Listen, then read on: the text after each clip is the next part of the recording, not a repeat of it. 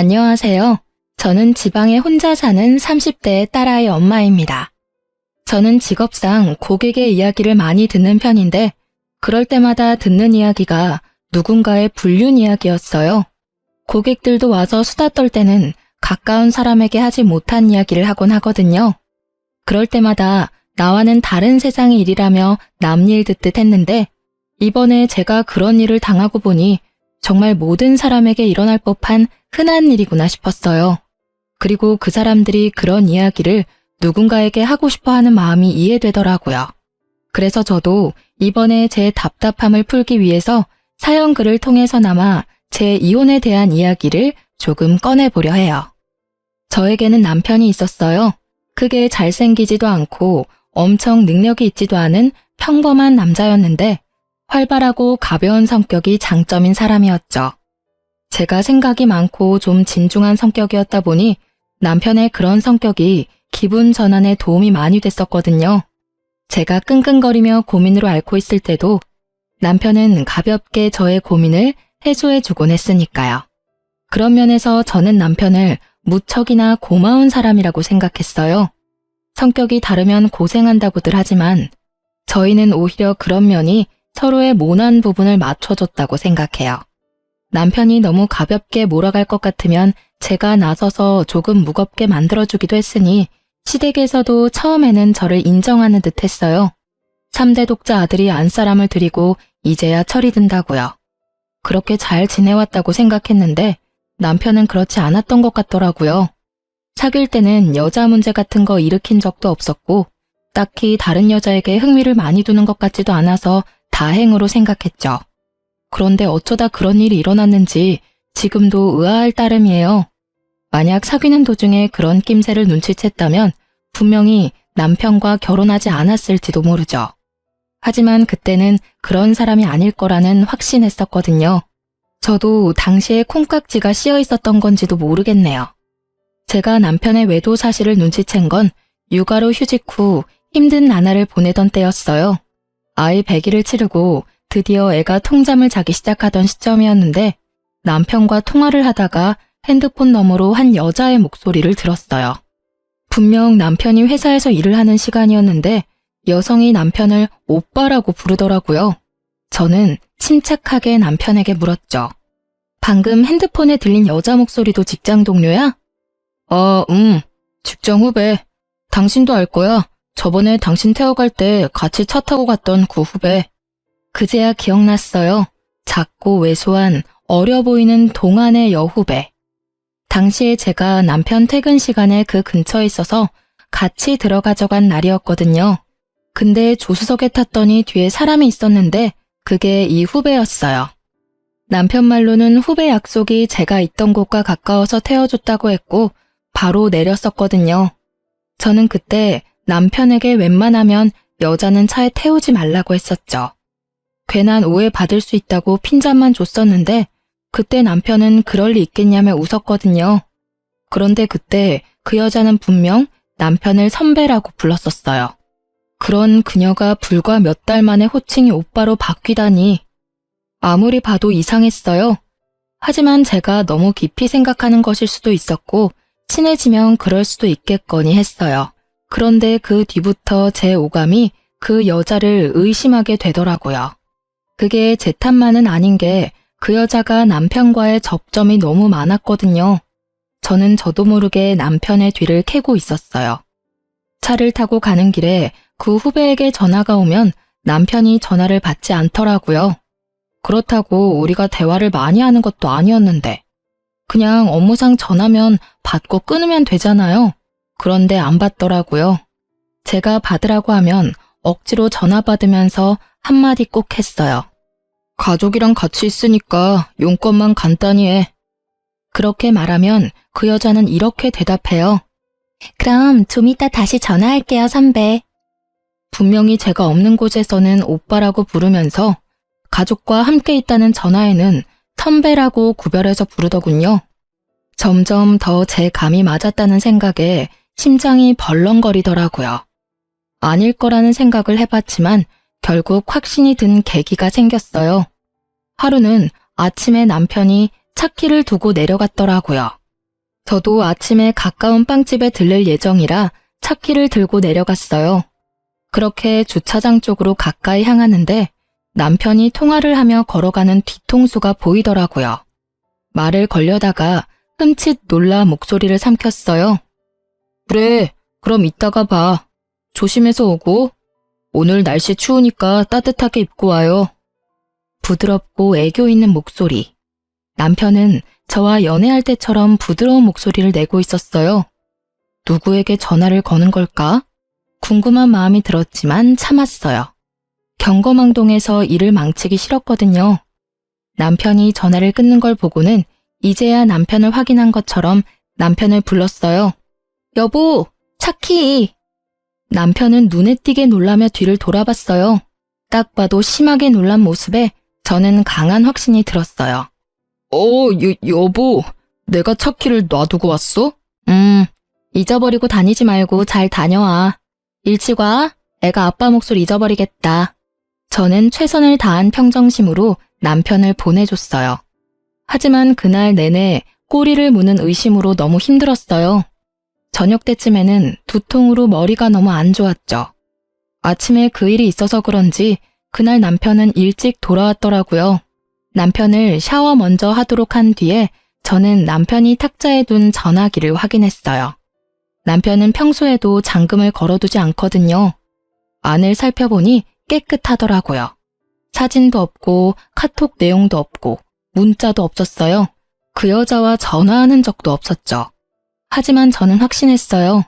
남편이 그 여자와 바람을 피고 있다는 사실을요. 흔적이 없었는데 어떻게 알았냐고요? 전화를 한 흔적이 없었거든요. 그날 아침에 분명히 출근 시간에 통화하는 걸 봤는데 통화 기록이 사라진 상태이더라고요. 딱 그 시간 것만. 있어야 할 통화 내역이 없다면 그건 남편이 지운 거겠죠. 남편이 나오자마자 저는 남편에게 말했어요. 당신 바람 피우는 거 맞지? 무슨 소리야. 나 그런 거 안 해.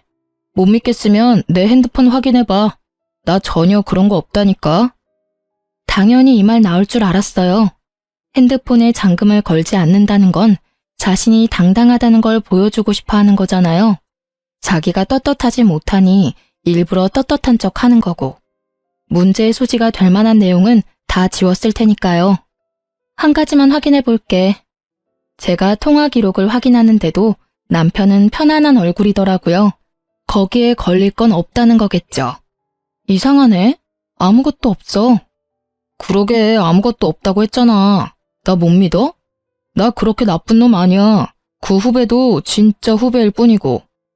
그러니까 내 말은 당신이 아침에 통화한 그 내역이 없다고. 제 말에 허를 찔린 듯 남편이 입을 못 열더라고요. 당신이 그렇게 부드러운 목소리로 통화하는 걸 봤는데 통화 목록에는 아무것도 없어. 그 통화 기록은 어디로 갔을까? 당연히 지웠겠지? 여기까지 말하자 남편이 바로 무릎을 꿇더라고요. 여보, 그거는 내가 잘못했어. 무슨 정신으로 그런 짓을 했는지는 모르겠지만 정말로 내가 잘못한 일이야. 미안해, 여보. 나는 오늘 이걸 확인하기 전까지 계속 의심했어. 그리고 계속 고민했지. 아니기를 바라면서. 당신 도대체 생각이 있는 사람이야? 아침 저녁으로 당신 애 보면서 다른 여자 만날 생각이 드니? 언제부터 그 여자랑 이런 사이 된 거야? 얼마 안 됐어. 정말이야. 믿어줘. 너 같으면 믿을 수 있겠어? 내가 왜 당신을 믿어야 하는데? 나한테 용서를 구하고 싶으면 지금 당장 그 여자랑 헤어지고 그 회사에서도 나와. 여보, 그 여자랑은 당신 보는 앞에서 당장 헤어질 수 있어. 그치만 일은 아니잖아. 당장 내가 퇴직하면 바로 일 구할 수 있는 것도 아닌데 그건 좀 봐줘, 응? 솔직히 남편과 그 여자를 당장 떼어놓고 싶었지만 회사라는 건 그렇게 쉽지 않은 문제고 나가더라도 그 여자가 나가야지 남편이 나가는 건 싫었어요. 애도 아직 어리니 아빠의 경제력이 필요하기도 했고요. 그래서 저는 남편에게 일거수일투족 감시당해도 당연하게 생각하라고 했어요. 그랬더니 남편이 알겠다고 자기가 그런 행동한 게 맞으니 당연히 제가 하라는 대로 뭐든 하겠다고 하더라고요. 그렇게 남편을 교육하고 시모에게 조용히 알렸어요. 남편이 외도했다는 것을요. 그랬더니 시모가 제게 그러더라고요. 네가 마음고생이 많다며 위로해줬어요. 솔직히 팔이 안으로 굽는다는 생각에 말 안 하려 하다가 했는데 이런 반응이라 시모에게 더 미안한 마음이 들었거든요. 그런데 며칠 뒤에 명절에 시댁 갔다가 시모가 누군가와 밖에서 전화 통화하는 걸 듣게 됐어요. 그래, 정말 우리 며느리 너무하지 않니? 우리 아들이 바람 피운 게 모두 아들 탓만은 아니잖아. 그러게 애 낳고도 좀 꾸미고 살고 남편한테 살갑게 대했으면 우리 아들이 바람을 피웠겠냐고. 정말 내가 며느리한테 그 이야기 듣는데 화가 나 죽는 줄 알았어. 그렇다고 바람난 게 자랑은 아니니 위로하긴 했지만 나중에 생각하니까 더 화나는 거 있지? 누구랑 통화하는지는 알고 싶지도 않았어요. 그냥 겉으로는 저를 위로하는 척하면서 속으로는 저를 향해 칼을 갈고 있던 시모만 눈에 보였죠. 역시 팔이 안으로 굽는 게 맞다는 생각을 하며 이번에 모른 척 해야 했어요.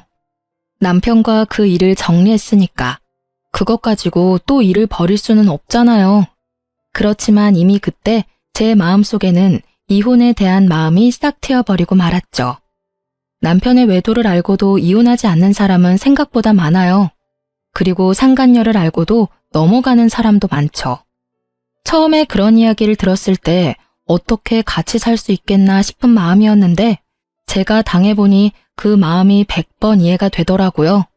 남편의 외도가 주는 스트레스는 어마어마한데 그것을 참아야 할 이유 또한 존재하는 거죠.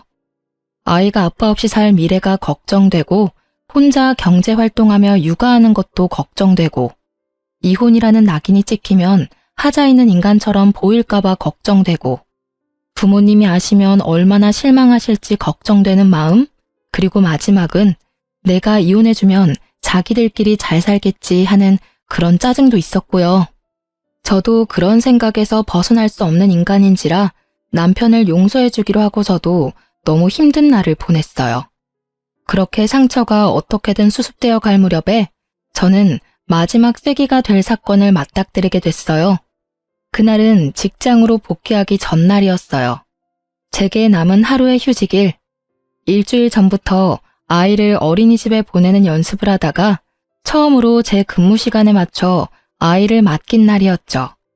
이제 막 14개월이 된 아이를 맡기는 게 마음은 아팠지만 복귀하려면 어쩔 수 없는 결정이었고 생각보다 또래 애들이 많은 곳이라 안심하며 내일 직장에 갈 준비를 하는 중이었어요. 그런데 시모에게 전화가 왔더라고요. 화장실 청소하고 나오니 전화가 그새 4통이나 와 있었어요. 무슨 일이 났나 싶어 확인 즉시 시모에게 전화했죠. 넌 무슨 전화를 그렇게 안 받니? 죄송해요, 어머님. 잠깐 화장실 청소하던 중이었어요. 혹시 무슨 문제라도 생겼어요? 문제? 네 남편이 지금 사고가 크게 나서 병원에서 수술하느냐 마느냐 하고 있는데 너는 집에서 팔자 좋게 쉬고 있니? 아니, 연락이 얼마나 안 됐으면 병원에 한번 와보지도 않아. 아주 긴급하게 수술 들어간다고 난리가 났던데. 저는 깜짝 놀라 들고 있던 핸드폰을 떨어뜨릴 뻔했어요. 그게 무슨 말씀이세요? 사고라뇨. 그 사람이 사고를 당했다고요? 남편이 어쩌다 사고가 났는지 물어볼 겨를도 없이 시모가 병원 이름을 대더니 그곳으로 오라고 하더라고요. 그리 멀지 않은 병원이었고 너무 경황이 없어 바로 가방만 챙겨서 병원으로 향했어요. 가는 동안 남편이 많이 다쳤나 싶은 생각에 겁을 내다가 문득 그런 생각이 들었어요. 그날은 평일 대낮이었고 점심시간도 아닌 오후 시간이었어요. 남편의 회사라면 지금 한창 컴퓨터 앞에서 일을 하고 있어야 할 시간인데 어쩌다가 차 사고가 났을까 하는 생각이요. 외근하는 직업도 아니었고 아침부터 저녁까지 회사 밖으로 움직이는 일이라곤 점심 식사 때가 다인데 점점 머릿속에서 상상만 커지던 그때 병원에 도착해서 시모에게 전화를 걸었죠. 그리고 얼마 뒤 병원 앞으로 나오는 시모의 표정이 완전히 일그러져 있더군요. 저를 향한 화를 그대로 표출하고 있었어요. 넌 도대체 집구석에서 뭘 하고 있길래 연락도 안 받아? 우리 귀한 3대 독자 아들 수술하러 들어갔어. 오른쪽 어깨부터 손목까지 아주 뼈가 박살이 나서 수술로 고정해야 한다더라. 너 대신 수술 동의서에 내가 사인까지 다 했어. 이런 일은 네가 해야 하는 일 아니니? 아들 아파서 가슴 철렁 내려하는 것도 무서워 죽겠는데 내가 수술 동의서까지 사인을 해야 하냐고. 면목이 없던 제가 고개를 숙이던 그때 불현듯 머릿속에 시모에게 받은 부재중 통화가 떠올랐어요. 부재중 통화는 총 4통, 시모가 건 게 다였죠. 그런데 수술 동의서를 써야 한다면 당연히 아내인 저한테 연락을 했어야 하지 않나요? 저는 시모에게 물어봤죠. 어머님은 병원에서 연락받고 오신 거예요? 아들이 직접 전화 왔어. 네가 연락 안 받는다고 나더러 와달라더라. 도대체가 전화기는 왜 무음으로 해놓는 거야? 그러니까 전화를 못 받고 나한테 연락이 오지. 이상했어요. 남편에게 온 부재중 통화는 없었거든요. 저는 순식간에 남편의 사고로 놀라 흥분했던 피가 차갑게 가라앉는 기분을 느꼈어요. 남편이 수술실에 들어간 터라 남편에게 직접 물어볼 수는 없었지만 확인이 불가능한 것도 아니었죠. 저는 남편 차가 어디 있는지 확인하기 위해 먼저 남편 핸드폰부터 챙겼어요. 레카차 업체와 연락한 게 있나 싶어 통화 기록을 뒤지는데 바로 오늘 아침에 그 여자와 통화한 내역이 있더라고요.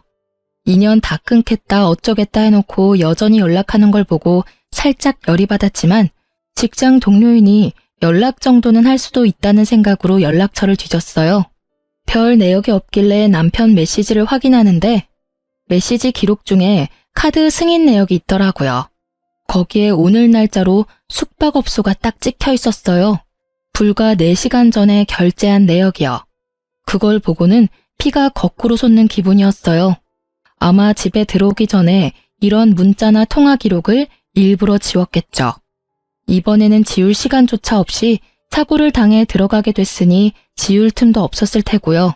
화가 난 저는 최대한 냉정해지려 애썼어요. 그 메시지를 캡처하고 저는 남편 차가 어디 있는지 확인했어요. 남편 차가 어느 정비소에 있는지 확인한 저는 바로 그쪽으로 달려가 남편 블랙박스부터 확인하자고 했어요. 다행히도 블랙박스는 고장나지 않았고 열심히 제 할 일을 하고 있더군요. 저는 카드를 빼서 집으로 갔어요. 노트북에 연결하니 손이 덜덜 떨리더라고요. 그리고 사고 직전 영상을 확인했어요. 남편이 어딘가에서 나오는 중이었는데 거기가 모텔이더라고요. 그런데 남편은 운전하지 않았고 그 후배가 운전한 것 같았어요. 남편이 부러진 곳도 왼쪽이 아니라 오른쪽이었거든요. 남편이 조수석에 앉았던 게 분명해 보였어요. 두 사람이 모텔에서 나와서 차에 타고 둘이 차 안에서 나누는 이야기들이 모두 제 귀에 들어와 박혔어요. 오늘 연차 쓰고 같이 오길 잘했지? 여기 진짜 좋은 곳이거든? 우리 마누라랑은 여기 못 와. 애 놓고 몸 다 망가져서는 어디 데리고 다니면 부끄러울 정도라고. 너 정도는 탱탱해야 데리고 다닐 만나지. 앙큼해. 그래도 오늘은 오빠 독점할 수 있는 날이라 좋아. 매번 같이 있다가도 집에 돌려보내는 게 얼마나 힘든 일인지 모르지? 항상 같이 있고 싶은데. 내가 최대한 노력해 볼게. 너도 빈털터리가 된 나랑 결혼하는 건 싫을 거 아냐. 와이프한테서 잘못한 거 찾고 나면 바로 이혼하고 너랑 결혼할게. 너무 걱정하지 마. 이런 대화 내용을 듣고 있으니 정말 하늘이 무너지는 게 어떤 건지 잘 알겠더라고요. 인연을 끊으라고 했더니 도리어 인연을 단단히 맺어가고 있었더라고요. 저는 그 길로 상간녀를 찾아갔어요. 상간녀가 어디 있었냐고요?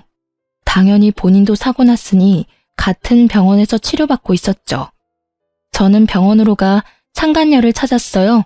이름만 대니 간호사가 어디 있는지 알려주더군요. 남편은 큰 수술을 하는 데에 비해 그녀는 그렇게 크게 다치지는 않았더라고요. 저는 그 여자 앞으로 가서 말했어요. 나 알죠? 선배는 수술하러 들어가셨는데요. 두 사람이 왜 같은 차에 타고 있었어요? 우연히 얻어 탄 거예요. 의부증 걸린 여자처럼 선배한테 집착하는 건 아는데 엄한 사람한테 이러시면 곤란하죠. 저는 선배랑 아무 사이 아니에요. 당신 덕분에 회사에서도 대화도 잘 못하고 있고요. 두 사람 사귀는 사이 아니에요? 평일 오후에 연차 쓴 두 사람이 같은 차 안에 있다가 사고가 났는데 그게 다 우연이라고요? 애초에 연차를 쓰고 왜 둘이서 따로 만나요? 그렇고 그런 사이니까 만났겠지. 네, 그렇고 그런 사이 맞아요. 선배가 마누라 싫다고 짜증난다고 얼마나 투정을 부리던지. 그래서 위로해주다가 눈 맞았어요. 됐어요? 당당하기가 정말 하늘을 찌를 정도였어요. 뭐가 그렇게 잘났는지 불륜을 실토하면서도 아주 당당한 자세와 자신감 넘치는 표정을 보니 마치 피해자와 가해자가 뒤바뀐 것 같은 기분이 들더군요. 아내라고는 하지만 당신이 패배자인 건 알죠? 남편이 다른 여자 만나는 순간 여자로서 저한테 진 거예요. 당신이 얼마나 매력이 없었는지 이제 아시겠어요? 제가 매력이 없는 건 맞는데 그래도 저와 남편은 법적으로 유효한 사이고 그쪽은 남편과 부정을 저지른 사이라는 건 잘 알죠? 이런 대화들도 다 증거고 이후에 상간녀 소송할 때 다 쓰일 거예요. 당당해서 좋네요. 증거 수집이 아주 편해서요. 제 말을 듣고 나니 상간녀 얼굴이 하얗게 질리더라고요. 저는 당신도 남편도 용서할 생각 없어요. 그렇지만 그냥 헤어지면 둘이서 행복하게 살 거잖아요. 그러니 제가 가져올 수 있는 건 다 가져와야죠. 안 그래요? 매력은 있고 머리는 텅 빈 상간녀 씨? 제 말에 열받았는지 명예훼손인의 먼에 고소한다고 지랄 발광하는 상간녀를 두고 저는 시모에게 향했어요. 시모는 남편 수술이 끝나기를 기다리고 있더군요. 저를 보자마자 시모의 막말이 또 시작됐어요. 수술 동의서 내가 쓰도록 한 건 네가 잘못한 거야. 어떻게 엄마에게 아들 수술 동의서를 쓰도록 만들어? 죄송하지만 그 사람 저한테 연락한 적 없어요. 사고 나고 연락한 거 어머님이 처음이자 마지막이더라고요. 네가 와이프인데 왜 나한테 전화를 해? 네가 잘못 본 거 아니니? 아니요, 잘못 본 거 아니고 남편이 어머님한테만 전화했더라고요. 그 사람 저 몰래 연차 쓰고 여자랑 놀러와서 모텔에서 나오다가 사고 났거든요. 뭐? 너 지금 우리 아들 없다고 말 막 지어서 하는 거니? 시모가 깜짝 놀라서 저한테 반문하더라고요. 저는 시모에게 영상을 보여줬어요. 영상 보세요. 확실하죠? 오늘 쉰다고 저한테 이야기도 없었어요. 이러니 저한테 연락 못했겠죠. 불륜을 저지르다가 사고 났는데 어떻게 와이프한테 전화하겠어요? 어떻게든 안 들키려고 어머님께 전화한 거겠죠. 제 말에 시모는 한동안 말을 잇지 못하는 듯 하더니 갑작스레 화를 내더라고요.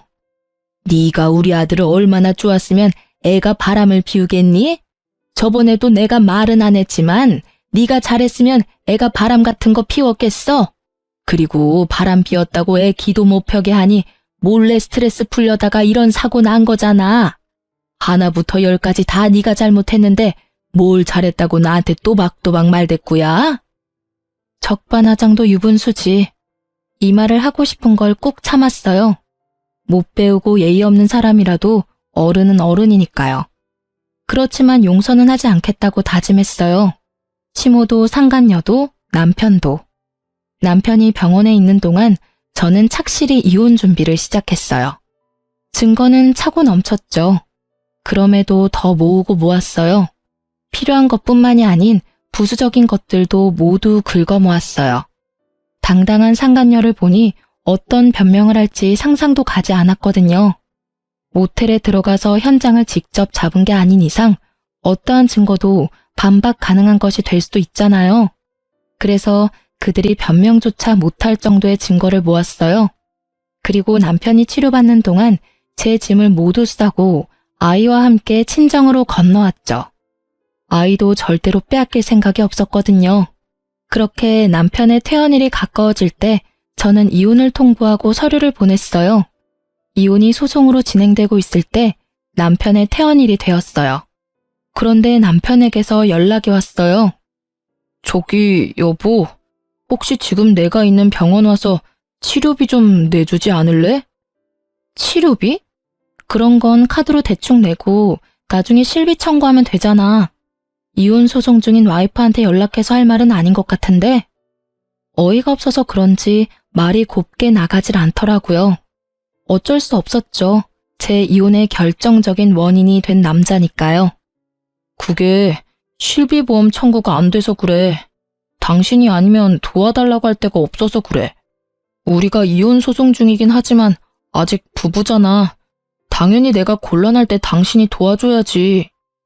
실비 청구가 왜 안 돼? 당신이 들어놓은 실비면 충분할 텐데. 사실은 실비 보험 얼마 전에 해약했어. 뭐? 실비 보험을 해약했다고? 뭐 때문에? 해약하면 해약금 나오는데 그게 좀 필요해서.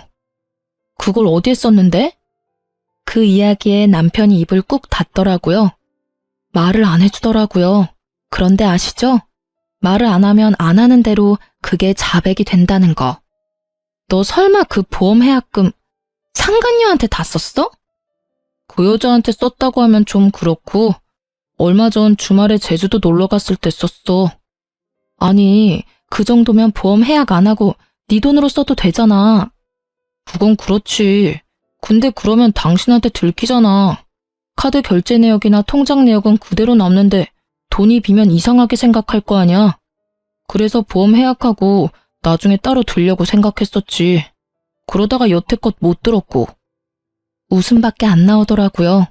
들키기 싫어서 보험까지 해약하고 해약금으로 여자랑 놀러 가다니. 이런 기발한 발상은 어떻게 할 수 있는지 궁금하기까지 했죠. 저는 남편에게 말했어요. 아주 잘하는 짓이다. 잘했어. 이혼 소송 중인 와이프한테 바람 피워서 미안하다 사과는 못할 망정 전화해서 치료비나 대달라고 찌질하게 굴어? 보험 해약한 건 당신이니까 당신이 알아서 병원비 마련해. 아니면 그 돈 다 쓴 상간녀한테 도와달라고 하든지. 당신도 참 뻔뻔하네. 나랑 이혼 절차 밟고 있으면서도 나한테 돈을 받고 싶어? 내가 돈을 줄 거라고 생각했다는 게 참 웃기지도 않고. 나 당신한테 이제 어떤 것도 뺏기고 싶지 않은 사람이야. 그게 10원짜리 한 장이라도. 너하고 그 상간녀한테는 절대 뺏기기 싫거든? 병원비 대주는 걸 왜 뺏긴다고 하는 건데? 솔직히 바람 피운 게 아무리 잘못이라고 해도 내가 이렇게 아파서 죽을 것 같은데 와이프가 돼서 병문안 한 번을 안 오고 병원비도 내달라 하는 게 아니라 빌려달라는 거라고. 빌려주든 어쩌든 난 안 줄 거야. 너 내가 정리하라고 한 여자랑 바람 피우다가 그렇게 된 거지? 그게 내 탓이야? 네 탓이지. 그 여자랑 만나지 않았으면 네가 그런 장소에서 사고를 당했을까? 전혀 아니지. 그 시간이었으면 일을 하고 있었겠지. 그리고 병문안?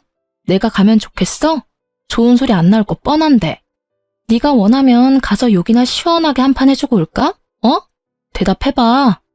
진짜 사람 많은 데서 환자복 입고 욕 미어 터지게 받아먹게 해줘?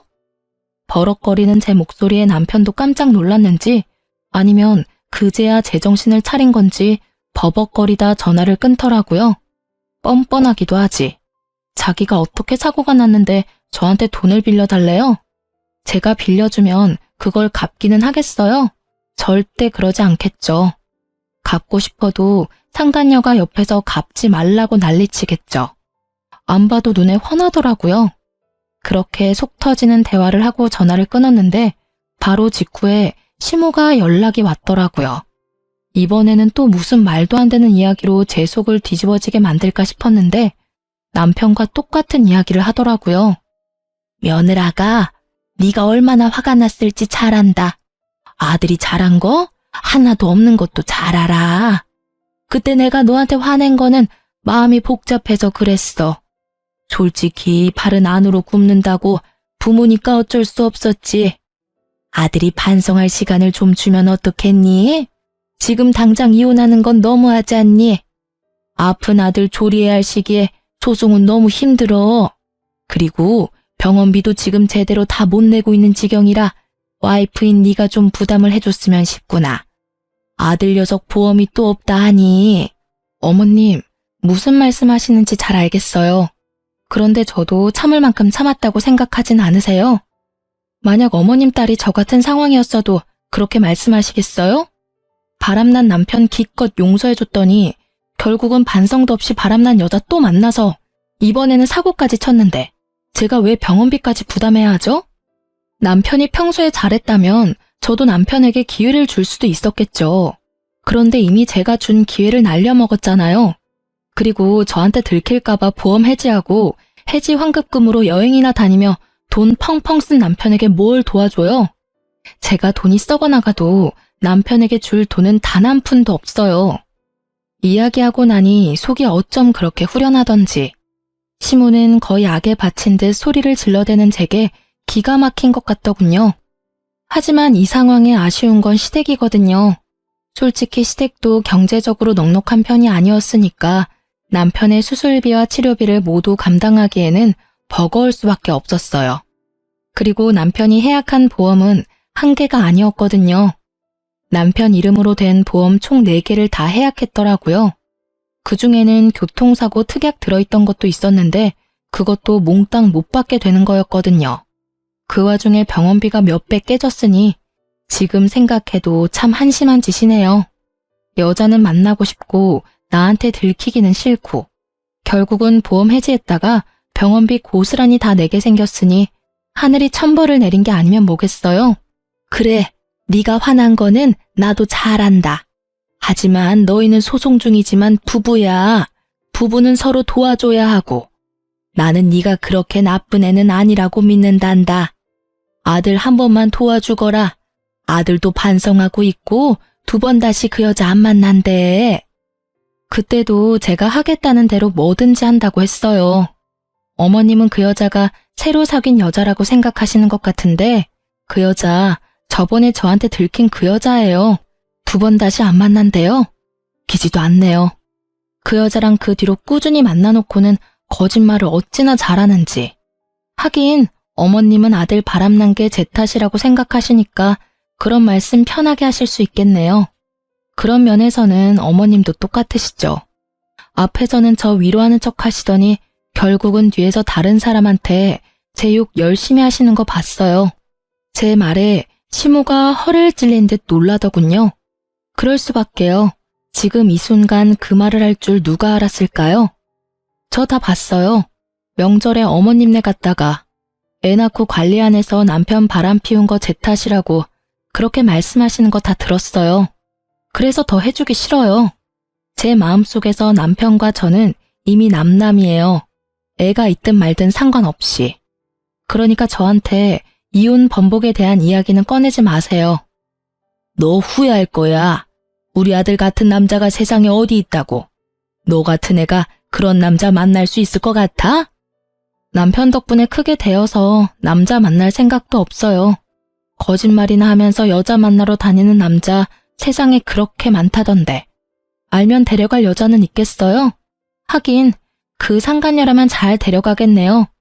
그쪽에 말해보세요. 저한테 와서 아쉬운 소리 마시고. 저는 그렇게 말하며 시모 전화를 끊었어요.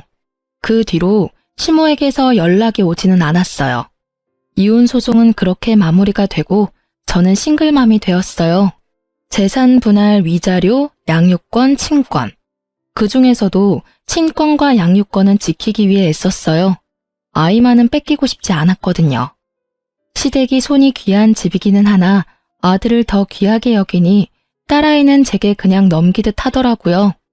양육비 내기 싫어서 마구잡이로 우기는가 싶었는데 그게 아니었어요. 알고 보니 시모가 상간녀에게 남편 병원비를 좀 내달라고 했다더군요. 남편과의 결혼을 조건으로 말이죠. 결국 두 사람은 저와 남편의 이혼이 정리되면 재혼할 생각이었다고 해요.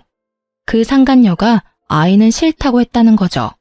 그리고 한 가지 조건을 덧붙였대요. 만약 자기 상간녀 위자료 나오면 같이 갚아야 한다고요. 나중에 그 이야기를 전해 들었어요. 저야 뭐 이미 이혼까지 다 된 마당에 신경 쓸 일은 없었지만 그래도 두 사람이 잘 사는 건 너무 싫잖아요.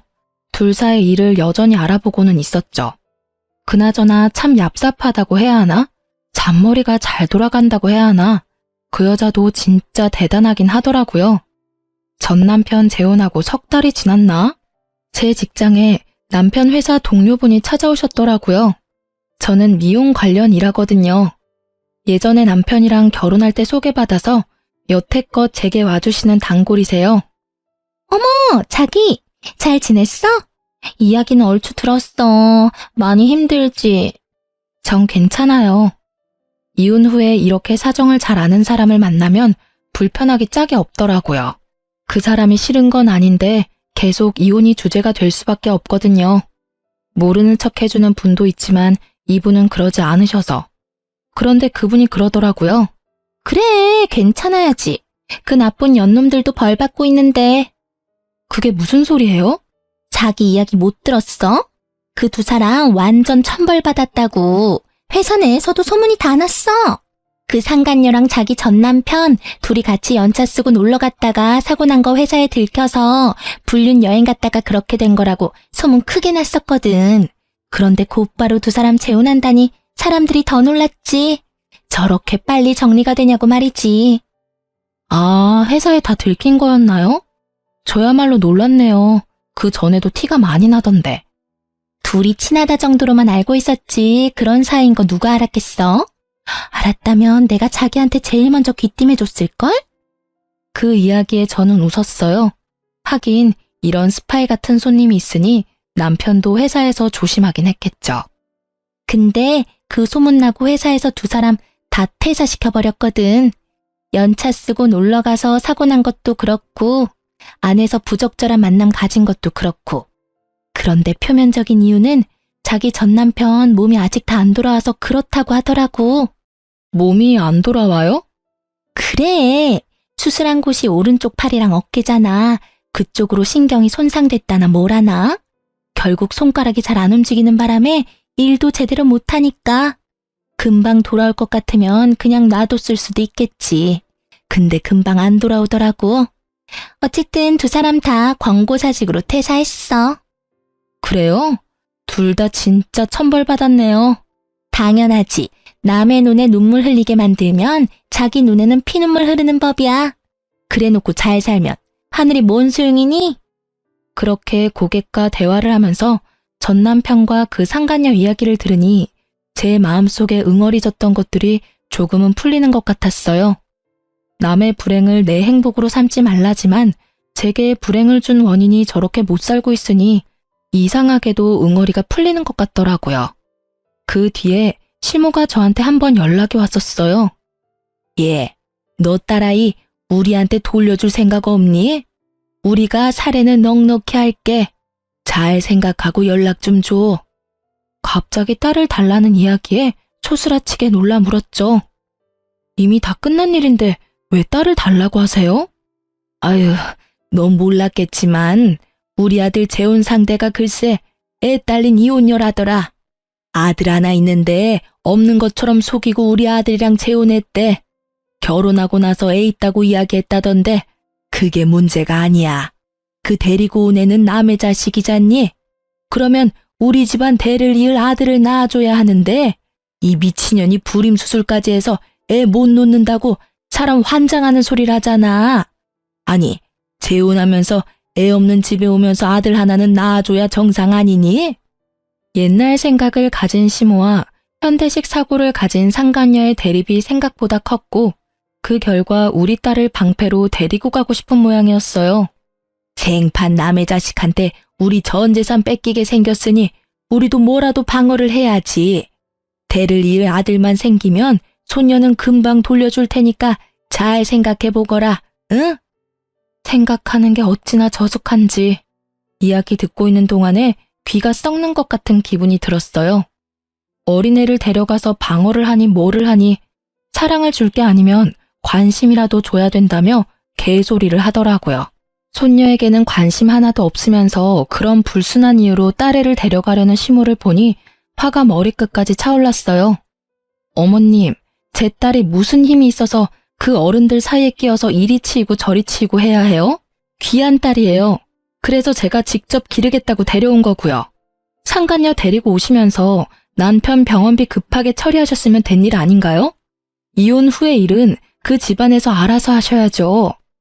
그 여자애가 애가 딸린 걸 내가 알았으면 이혼하라고 등 떠밀었겠니? 아들놈도 나중에야 한 것 같았어. 게다가 요새는 또 얼마나 떽떽거리며 돈 달라고 요구하는지 아니? 아이고, 내가 며느리를 잘못 들였어. 아들놈은 손가락이 안 돌아와서 취직도 못하고 있는데 재혼한 새 며느리는 아주 시댁을 돈줄로 알고 안 해주려니 아들이 불쌍하고 해주려니 며느리가 밉고. 시모가 괴로워하는 걸 보니 생각보다 상황은 심각해 보였어요. 그렇다고 제가 애를 줄 일은 절대 없었어요. 심각하고 불쌍하든 저랑은 이제 관계없는 사람들이에요. 열심히 자기 손으로 자기들 인생 말아먹고 있는 중인데 제가 왜 관여를 하겠어요? 그저 저와 제 딸이 거기에 휘말리지 않도록 하는 것만 중요할 뿐인 거죠. 시모는 결국 제게서 딸을 얻을 수 없다는 걸 알고는 전화를 끊고 연락 한 번 안 하더라고요. 그런데 한 달쯤 지났을까요? 제 고객이 연락이 와서 알려주더라고요. 전 남편과 살고 있던 그 상간녀가 도망갔다고요. 저는 상간녀 위자료 소송을 해서 그 여자에게서 돈을 받고 있었는데 불과 며칠 전에 그 위자료가 다 지급됐었거든요. 그래서 생각보다 빨리 들어왔다고 생각했는데 알고 보니 전 남편 퇴직금을 몽땅 제 위자료로 지급하고 남편 버리고 집을 나가버렸다고 하더군요. 오른손을 제대로 못 쓰는 남편의 수발들야 육아하랴 일하랴 나름 엄청 힘들었나 보더라고요. 그야말로 벌 받았다는 말로밖에 설명할 수 없는 상간녀 상황을 보니 하늘이 나를 버리지 않았구나 하는 생각이 들었어요. 뭐 제 살 길 찾아 도망갔으니 불륜도 끝이었고요. 그렇게 헤어질 거 뭘 그리 죽고 못 살아서 불륜 같은 짓을 했나 몰라요. 아들이 이제 중학교 들어가던데 부끄러워서 아들 얼굴은 어떻게 보려는 건지 원. 그 사람들이 스스로 제 무덤 파는 동안 저는 착실하게 아이와 함께 살 미래를 위해 움직였어요. 친정집에 얹혀 살게 됐지만 아이의 정서적인 안정을 위해 한 선택이었어요. 부모님은 젊지는 않지만 사랑을 주실 수 있고 저는 경제활동을 할 수 있는 젊음이 있으니까요. 살다 보면 이렇게 속 뒤집어질 만한 일도 가끔 일어나나 봐요. 이혼을 하면서 이런 어이없는 일들을 당하고 나니 앞으로 어떤 힘든 일이 와도 견딜 수 있는 경험이 된 것 같아서 그것 하나만은 다행이라 생각해요. 이혼 전 이혼을 해야 하나 말아야 하나 고민하시는 분들 생각보다 많이 계셔요. 저도 마찬가지였어요. 제가 정신적인 스트레스에 강한 타입이었다면 참고 살았을 거예요. 그렇지만 전 그런 사람이 못 되거든요. 이렇게 이혼을 해서라도 일단 제 마음이 편안해져야만 조금이라도 더 만족하며 살 수 있는 사람이었거든요. 글을 쓰다 보니 그때의 기억이 새록새록 떠오르네요. 힘든 일도 시간이 지나면 다 극복하게 되어 있어요. 저처럼 고민하는 분들에게 도움이 되기를 바라는 마음으로 제 사연을 써보았네요. 모두 속 시원한 하루 보내시길 바랍니다.